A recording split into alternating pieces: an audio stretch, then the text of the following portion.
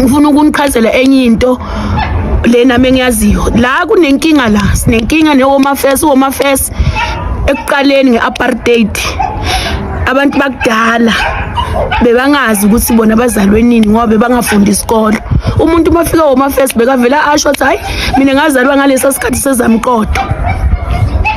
ubelungu bebazi ukuthi uzamqotho waba khona nini emhlabeni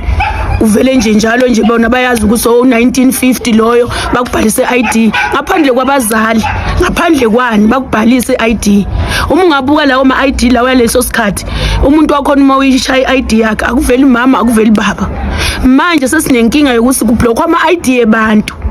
lama ID babablockile lawo ilama ID kwavotwa ngawo ngo94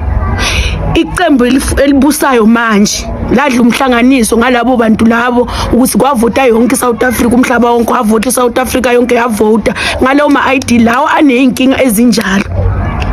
so uma ufuna ukubuka manje ama ID wabantu ablockiwe and manje sesishoda ngamavote since kube nenkinga especially kakhulu boMpumalanga siye salahlekelwa amavoti kakhulu ngendaba yema ID yebantu abawablockile why kublockwa ama ID yebantu kodwa ake avota lawo ma ID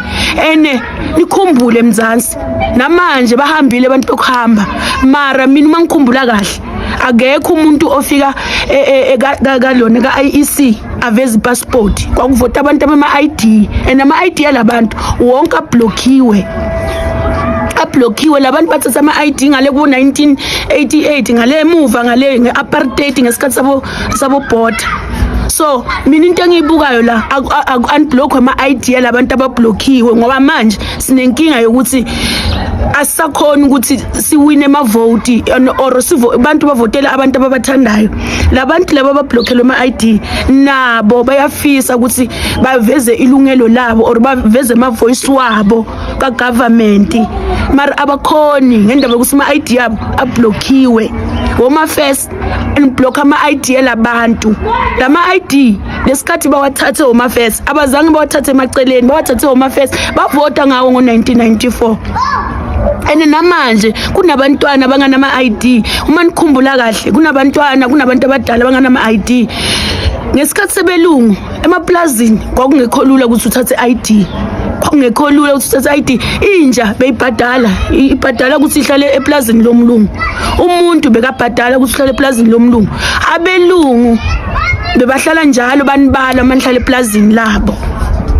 bakhala njalo abantu abadala basuka banyanya ukuthatha ama ID ngaleso sikhathi kwathi ukuqala ngo94 abaningi bakhona bathola ama ID ngoba sebasokuba upresident uMandela athi bazovotela ilona idemocracy waqala wabanika ama ID abazange ama ID bawathole emalona ema-8 bawathola endleleni ama ID bawathathe Home Affairs straight so siyaqela abantu base Home Affairs lento nayenza kuze abantu bathole lama ID siyavuma bakhona abanye bakhipha izithombe bayenza ama fraud bayenza yonke lento leyo kodwa kukhona laba bavota ngawo lama ID lawani wablockile nina Home Affairs and niyazi ukuthi ngesikhathi apartheid bekwenzekani manje le ndaba ukuthi mina manginomntwana ngizohamba naye nobaba wakhe ayisothatha isitife somntwana siyenziswa indaba yegrant ekuqaleni njengami mina ngizange ngihole igrant ekuqaleni besingekho sidingo sokuthi umntwana abe nesitifiketi bazongifakazela laba abakhule ngesikhathi seapartheid isitifiketi besingibonakala singabalekanga kwase Home Affairs isitifiketi bengasinto umuntu abhizi ngayo ngoba besinganamsebenzi walutho uma unesitifiketi sasesontweni unesitifiketi senduna bo right so siyanicela Home Affairs siyanicela labantu nibablockele ama ID sidinga amavoti wabo njengamanje sidinga amavoti wabo ngoba bona bakhulile emqondweni bayazi ukuthi emhlabeni bazeleni bayazi ukuthi bafuna kwenzani ngale South Africa le bayazi labantwana bakhona manje yibo labangavoti labantwana bakhona manje abavoti abayenzi next bayidlalela estradini bayibhemela ama drugs so sicela into eyi1 ukukhululana nama ID yalabantu abadala sidinga amavoti wabo njengamanje sidinga ukuthi sibe munye sibe neqembu elilodwa eliyomela iSouth Africa ngoba manje labantu abakhona umuntu uzovotela iqembu elisuka namuhla hayi nini iqembu leliphelele emoyeni ivoti lilahlekile. Labantu abadala uma uthi uyahamba nabo uye emizini yabo bakutshela ukuthi hayi sine savalelwa ama-ID asikhona ukuvota. So siyanicela vulani ama-ID ebantu sicela amavoti abo labo bantu labo. Kubi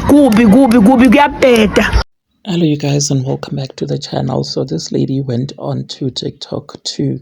speak about this particular issue, guys. She alleged, so I'm just going to do a direct English translation of what she's saying. She's saying that there are many people in the community who have a very serious problem with their ID. This is a problem that dates back to the apartheid years.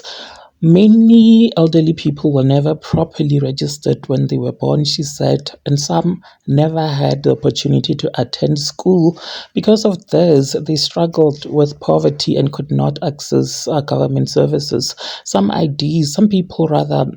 eventually received IDs after 1950, but now Home Affairs has blocked many of those IDs while investigating their parents' records and identity. She says that today many people cannot use those IDs even though they have had them for years. Some of those IDs were issued before 1994, but they have been blocked. So she's asking the government to unblock those IDs because people are suffering. They cannot receive social grants or pensions or other government services. She says that this is a major problem, especially in places like Kamkwane and part of Mpumalanga, where many families are affected. She says these are not foreigners, these are South Africans. The people have been living there for years. Because their IDs are blocked, they are unable to access the services that they are entitled to. They are unable to get proper jobs because they do not have documentation. Many people voted in the 1994 democratic elections, she says, and says that those people who voted, they believe that things would improve, but now they're losing hope. What do you guys think about this? Please do engage your thoughts with me in the comment section down below. Like this video and do make sure that you do share it so that you do not have to miss out whenever I upload a new video.